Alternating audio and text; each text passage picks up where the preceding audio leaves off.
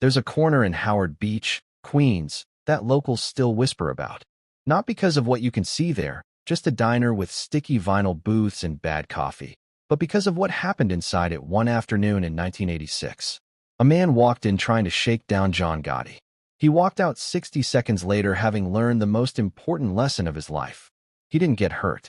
He didn't get threatened. He just got looked at. And that look told him everything he needed to know.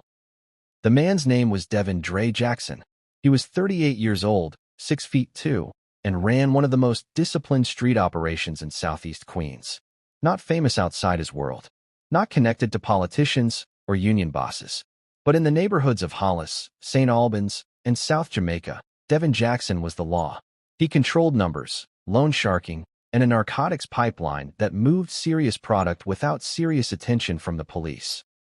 He built that empire by being smart, patient, and when necessary, ruthless. Devin had a code. If you made money in his territory, you paid him a piece. Didn't matter who you were. Didn't matter who you knew. Territory was territory. The rule had never been broken. Until John Gotti started showing up. In 1986, John Gotti was the most famous mobster in America. He'd just become boss of the Gambino crime family after orchestrating the assassination of Paul Castellano outside Spark Steakhouse in Midtown Manhattan the previous December. The newspapers called him the Dapper Don. He wore $2,000 suits. He held court in public. He waved at cameras. He was untouchable, and he knew it. Gotti was also expanding. Under Castellano, the Gambinos had operated cautiously, conservatively. Gotti wanted visibility, wanted the family to feel its own power again. That meant reaching into neighborhoods that had gone neglected. Neighborhoods like South Jamaica, Queens.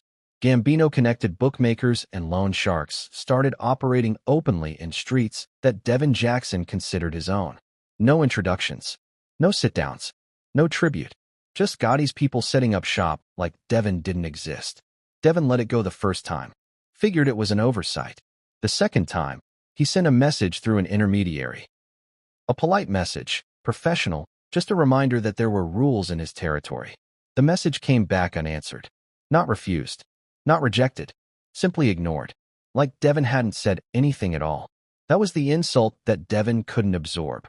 In his world, silence was the worst answer. Silence meant you didn't matter enough to respond to.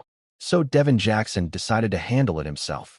He found out through his network that John Gotti ate lunch every Tuesday at a diner in Howard Beach.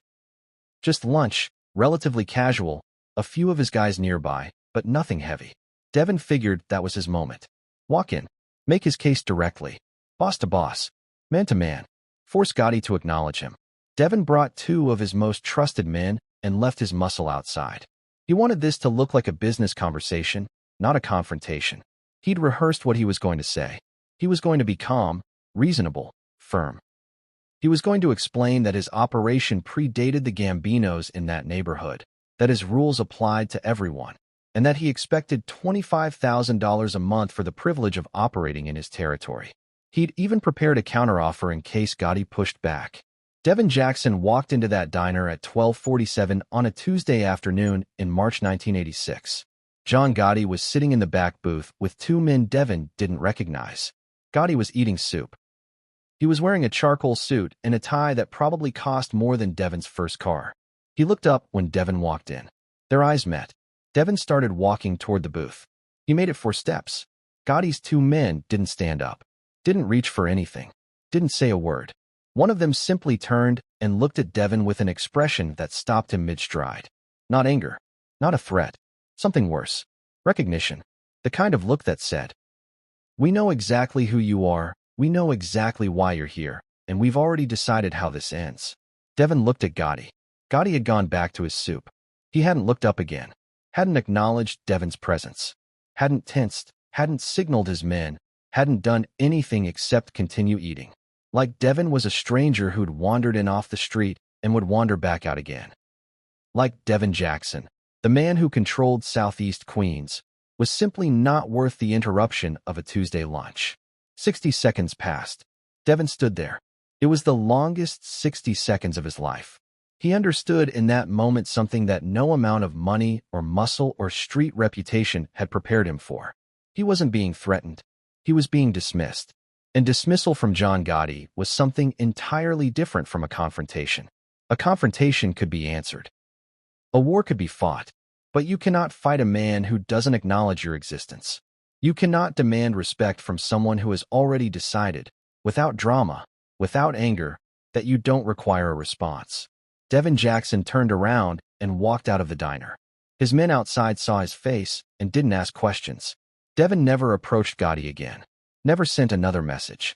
The Gambino bookmakers and loan sharks continued operating in South Jamaica without paying tribute. Devin redirected his operation, tightened his other territories, and never spoke publicly about what had happened in that diner. But the story got out anyway. These things always did. In the criminal underworld, the story circulated not as a tale of violence or even of clever maneuvering. It circulated as something rarer, a demonstration of pure dominance without a single weapon being drawn.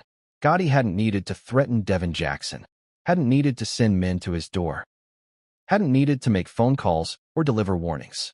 He'd simply continued eating his soup, and that had been enough.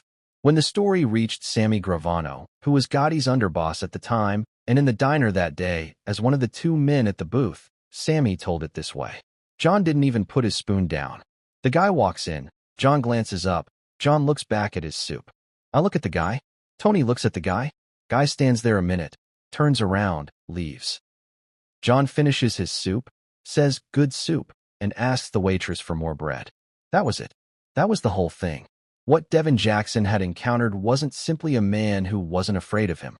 He'd encountered a man whose entire posture communicated a specific and terrifying message that the normal rules of confrontation didn't apply here. Most powerful men, when challenged, respond. They defend their territory. They make threats. They negotiate. All of those responses, even the aggressive ones, grant the challenger a kind of legitimacy. They say, "You matter enough to react to." Gotti's non-response said something different. It said, "I was here before you. I'll be here after you, and you are not a variable in any calculation I'm making today." Devin Jackson understood that. He was smart enough to read it correctly, and being smart enough to read it correctly was the thing that kept him alive. There were men who misread John Gotti and pushed further. Most of them didn't get a second chance to reconsider. Devin had read the room, had seen the look from Sammy Gravano, and understood that the decision about his fate was being held, politely, in suspension, pending his next move. His next move was to leave. That was the right move. It saved everything. Devin Jackson continued running his operation in Southeast Queens for another 8 years. Died of natural causes in 2002. By all accounts, he was a careful, disciplined operator who never again made the mistake of walking into a room where he hadn't been invited. John Gotti was arrested in 1990, convicted in 1992, and died in prison in 2002. In the years between his rise and his fall, no one who understood the landscape of New York organized crime tried to shake him down. No one demanded tribute for operations his family ran. Some lessons, once learned, don't need to be repeated. The diner in Howard Beach is still there. Still serves bad coffee. The booth in the back where Gotti used to sit is just a booth now, nothing marking it, nothing to tell you what happened there. Just a man who finished his soup. And another man who finally understood the difference between being powerful and being present.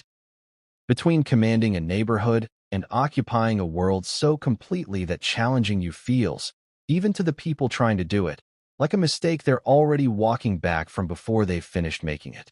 Sometimes the most dangerous thing a man can do is nothing at all. That wraps it up. In 1986, Devin Dre Jackson, a serious operator out of Southeast Queens, walked into a Howard Beach diner planning to shake down John Gotti for $25,000 a month. Gotti looked up, looked back at his soup, and kept eating. 60 seconds later, Devin walked out without saying a word. No threats, no violence, just a look that said everything. Drop a comment if this one hit different. Subscribe for more stories about power, psychology, and what really happens when worlds collide.